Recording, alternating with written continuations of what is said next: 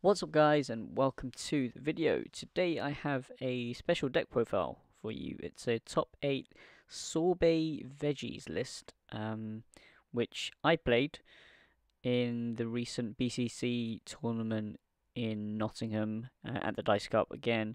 There were 54 players there, and that makes it the largest best of 3 tournament in the UK to date actually.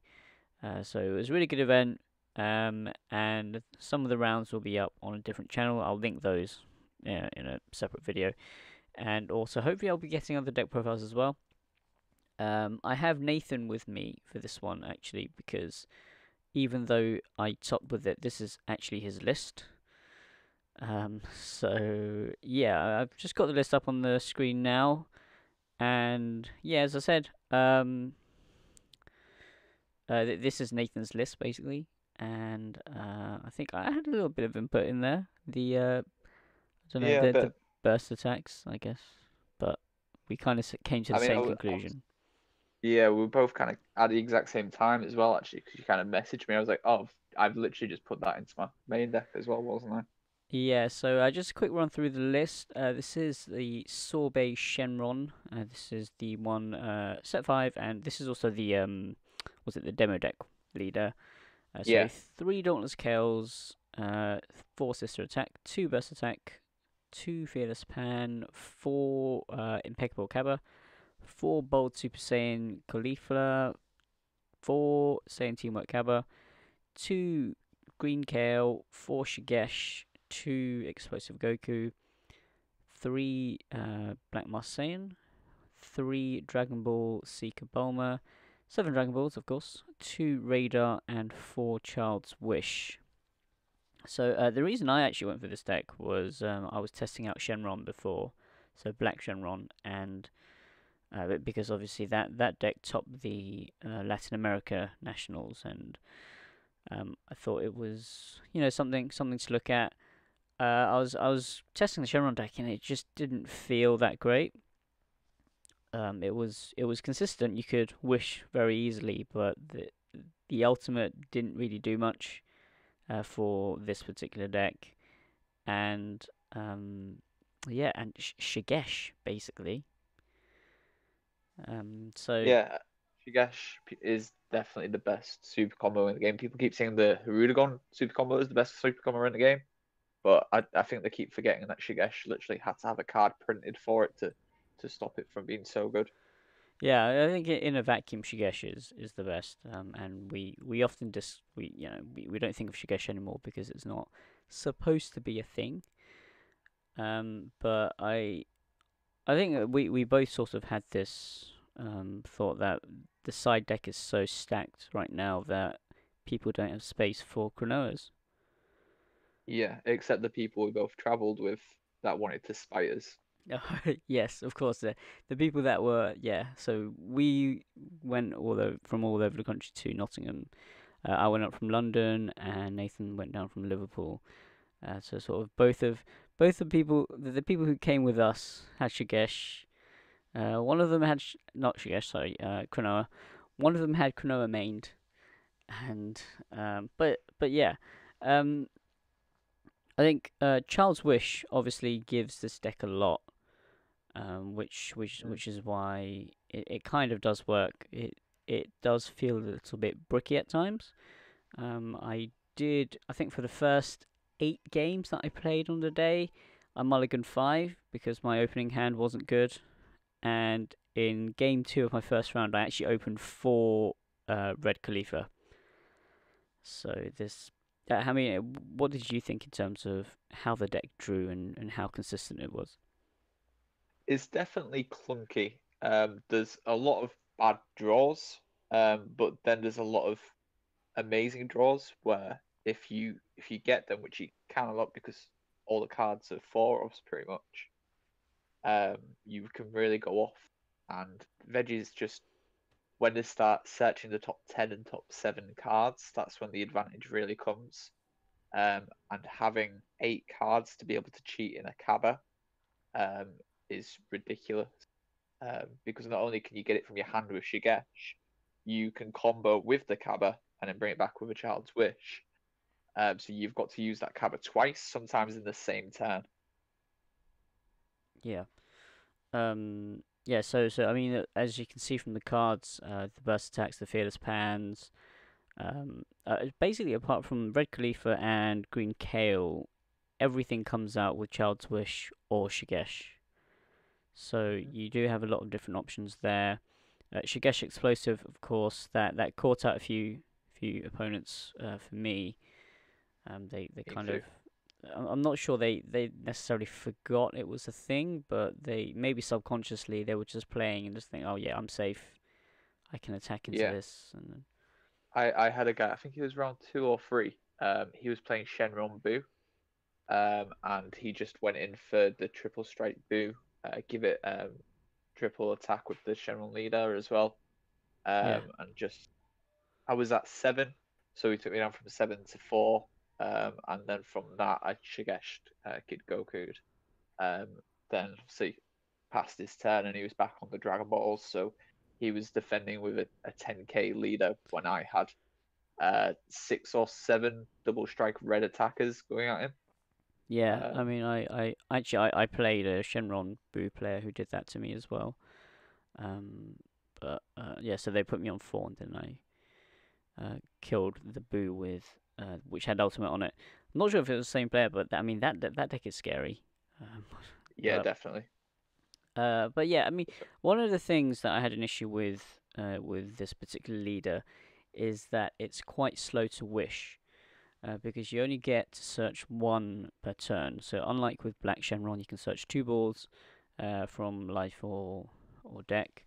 With Sorbet, you can only search one, and that comes with the attack. You get to boost 5k, which is kind of okay.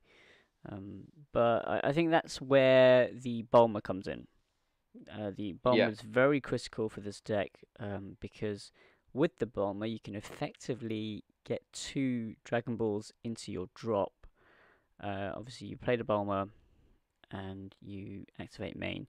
I actually attack with the bomb quite a lot, depending on who I was against. If I was against yeah, Shenron, I want same. to take them down as quickly as possible. Yeah, same. I did the exact same thing. And then quite often with Shenron, what you find is on their first/second turn, they don't actually have anything to attack with into Yeah, your Bulma because they can't swing with the leader, obviously. So you get to use it again, even though it is tapped, which is quite good. yeah. So but Bulma basically ran this deck. Bulma and Kaba Oh yeah, basically ran this if deck. it if that Bulma wasn't a card, we wouldn't be able to play this deck. I I know was you a kept bit trying to. Yeah, I was a Sorry. bit iffy when I saw the Bulma in your list, and then I realised that without the Bulma, this deck just would never wish. No, never. But you kept wanting to play the trunks, the double green trunks, what Yeah, didn't you? I did test Which that just seems actually. similar. Oh, Uh, did you? I Okay. did test it in the end, and the deck still worked, but actually this build was more optimal. I felt. Yeah. I think you kept slipping into the idea of you'd be charging green to be Yeah, able to play it. But the idea behind this deck is you don't actually want to charge green, maybe one no, green, but that's usually turn 3 or 4. Um, all it is red, and you're cheating out cabbers. The only green is for the cabbers. You're cheating them out with the 8 cards that lets you cheat them out. yeah, and also It's you like definitely need the radars in there because again, you 100%. need the consistency. This With is like for the Magic players, it's like a collected company deck. A collected company just lets you look at the top 10 cards, and then you get to play out 2 monsters. So that's kind of how I looked at it as a collected company deck from Magic. Cool, cool, yeah. The other thing, last thing I want to mention before I go into the side is that actually the Frieza Ultimate is I think it's better for this deck than the Shenron Yeah, Ultimate. I agree. I agree. Because Do you want to read it out so that people know what it does. Yeah, so if you don't know what it does, you can't really see it on screen, it's too small. Basically, you remove all your 7 Dragon Balls from play. You tap 2 of your opponent's cards, so it can be 2 energy, and your leader gains 15k for the duration of the turn. So, yeah, I think if you're playing against Shenron, then if you tap their energy, I mean, usually they don't leave that many untapped. No. So tapping 2 energy against anything that isn't blue is very strong. Blue obviously Yeah. has the what's it? Dimension, not Dimension magic. magic. Dimension magic. Yeah, it is dimension magic. Yeah. And that, they can take 1 life and untap 2 and just go off from there and defend from that. But anything that isn't blue, unless you have loads of double strikes on board because you've got Fearless Pan, most of your stuff isn't doing more than 1 damage anyway. So if they need to power burst or something, then they're still taking a life, and Yeah. that was really helpful. Yeah. The how many double strikers did you have on the field at one time? I think the most I got up to was 8. I honestly, I only had 3. I didn't get Fearless Pan out much at all. I Okay. just didn't really see it. I drew really badly on the day, but I did manage to get top 8. In my Yeah. top 8 match, actually, I had no green cabbers for games 2 and 3. So Oh. that's why I didn't get any further than that. Yeah. I unfortunately drew too many games, and then I played against Peter, whose hand control deck was ridiculously Yeah, just I'll be doing a good profile on that against. one later on as well. It's quite an interesting deck It's a actually. it's really good. It's really interesting. It's just a bit obnoxious. Yeah. The other play was, so obviously your turn 1 play would be your Bulma, ideally, and then your turn 2 play could be Cabba, but actually the other turn 2 play was to actually keep a burst attack and a Child's Wish in hand. So you can pitch the burst attack for 1 of your attacks, or defending. You Child's Wish it back. You then have a 15k crit on board, which draws you 2 cards in turn 2. So And that, then you set your Dragon Ball and boost up to 20k while it's attacking. yeah. So you're plussing. You technically only plus 1 off the burst attack, but then you plus off your leader, and then you deny your opponent 1 card as well. So that Yeah, was a very it's strong play. really good. I think that's the best 2/10 play in this deck, and is it possibly the game other than Storm when they go really deep turn 2? Yeah. In certain situations, Cabba might be better, but um, yeah, the crit for against most opponents, I think the crit is super strong. Yeah, definitely. It's you were right with it. 'Cause I was leaning towards it. I was 90% with it in the main deck, and then you suggested it, and I kind of thought, okay, if we're both thinking the same thing, Yeah, it should probably be mained. yeah. I mean, it was topo before, for some negating, and also having that 20k body on board during your opponent's turn, and then going into your turn, you can Fearless Pan, which it sounds good on paper, but actually, I felt having 2 red up on your turn was quite rare. Yeah, it definitely was. You had to play into this because I played an entire tournament with the topos in there, and you have to maneuver your mana in a way to keep the 2 reds up, which can be a bit awkward on occasions, but the payoff for it was really good because people weren't expecting the topo on top of that. So to end their turn like that quite often was good as well. Yeah. So moving on to the side deck, this will explain some of the main deck choices as well, but I think there will be some changes that we will make to this. Terra Assault Frost was just for the Deadly Defenders and the Vegetos, which obviously Yeah. the main deck has no real answer to. So with the Terra No. Assault Frost, you do have to pay 4 for it, but you can Child's Wish a Kappa back and still manage to have more plays than just playing the Frost. I won a game with it with its double strike actually. So I sided it in because the guy had deadly defenders, and they were left on two, and I just swung in with a frost for Okay, yeah, nice. but they Um, didn't have the deadly defender out. mm, mm. Yeah, I mean, nothing in the deck actually has native double strike either. So yeah, the No, double strike would help. I've got two Hammer of Justice 16s in here. This was for the Storm matchup. I didn't actually come up against any Storm.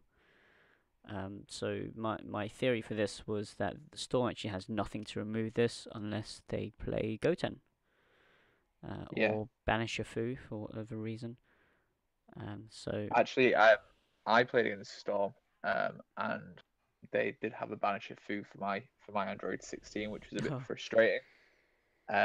But what I kept doing was I kept recycling my child's wishes with my dragon radars. And I had that and Burst Attack Gohan in the drop area. So I kept recycling through them over and over and over and over again. yeah. I think I got the Gohan out 3 times and the Android 16 out twice. And I I just gained so much advantage. That was one of the games that I drew. Mm, Um, Fortunately, but yeah. yeah.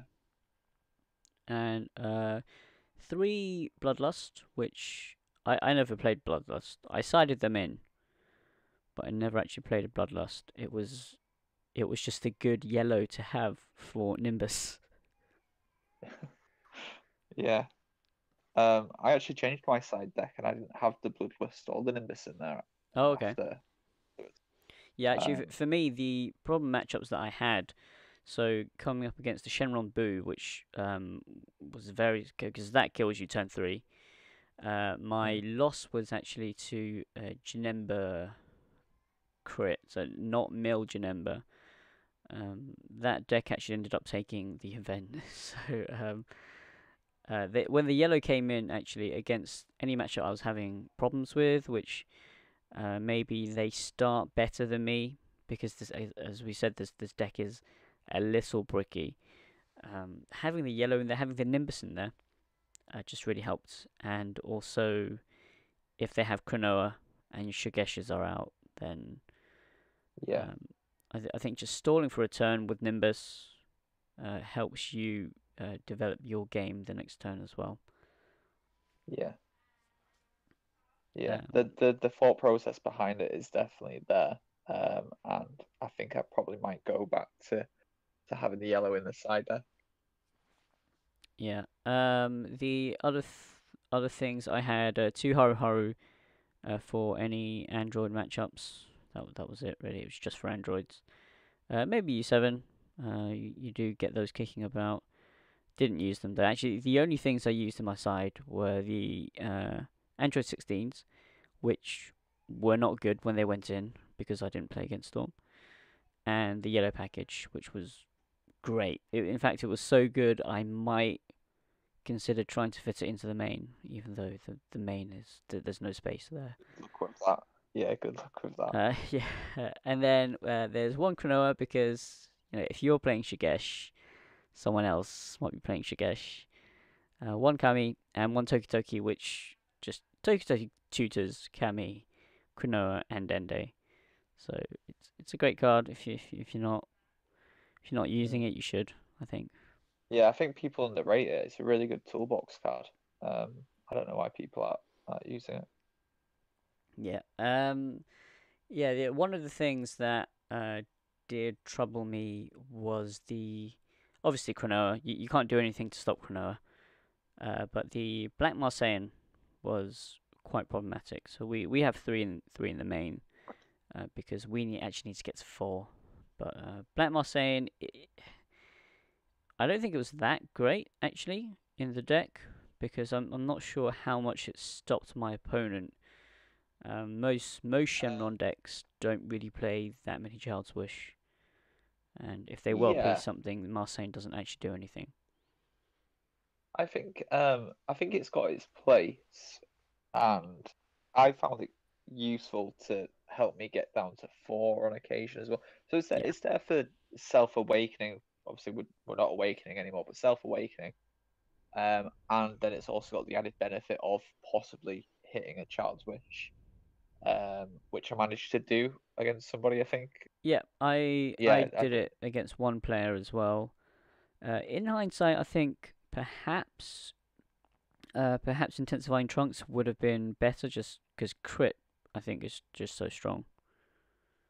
Hmm, But maybe. yeah, maybe I mean we will see. But I mean Black Marseille isn't bad, and yeah, it does. Maybe it slows down the opponent. They can't chance wish. Yeah, exactly. So I mean it But in definitely slowed down this deck. Um, Yeah, definitely. Against us, in my side deck, I had the M2s over the Harrows, yeah, um, and I had to side them in every time somebody had the Black Marseille, which it was useful because I managed to get rid of them most of the time, because the Cabbers and the Child's Wish and the Cauliflas and the Shagesh all get hurt by it. So we've got a lot of cards that get hurt by the Black Marseille. yeah. So I mean the way I outed Black Marseille was to hardcast the red cabba and just run over it.